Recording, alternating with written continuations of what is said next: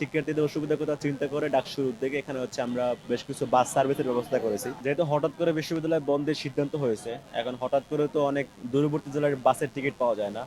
তো এই জায়গায় শিক্ষার্থীদের অসুবিধার কথা চিন্তা করে ডাকসুর উদ্যোগে এখানে আমরা বেশ কিছু বাস সার্ভিসের ব্যবস্থা করেছি, যাতে করে আমাদের শিক্ষার্থীরা একটা আহ, ন্যূনতম মূল্য দিয়ে বা নিরাপত্তার সাথে এবং অনিশ্চয়তা মুক্তভাবে তারা যেন বাড়িতে পৌঁছাতে পারে। এই জন্য আমরা আমাদের বিশ্ববিদ্যালয়ে যে বাসগুলো নিয়মিত চলে সেগুলোকে মোটামুটি সবগুলা বিভাগে পাঠানোর ব্যবস্থা করছি, যাতে করে দূরবর্তী স্থানের শিক্ষার্থীরা তারা যেন নিরাপদে বাড়িতে পৌঁছাতে পারে।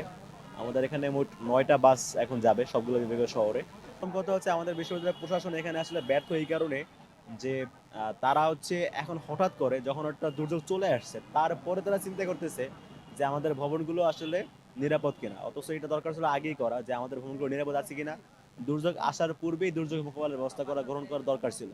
কিন্তু তারা এটা করতে পারে নাই। এখন এই জন্য হঠাৎ করে ভূমিকম্প আসার পরে এখন তাদের বোধোদয় হয়েছে এবং এখন তারা চেক করার জন্য বুয়েট থেকে লোকজন এনে চেক করাবে যে ভবনগুলো ঠিক আছে কিনা।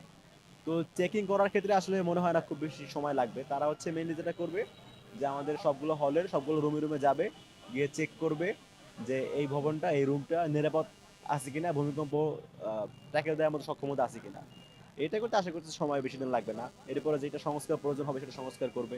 এটা পরবর্তী বিষয়, কিন্তু আলটিমেট যে সমাধান নতুন হল নির্মাণ সেটা নিয়েও কাজ চলছে, আমরা কাজ করছি, দেখা যাক কতদূর করতে পারি।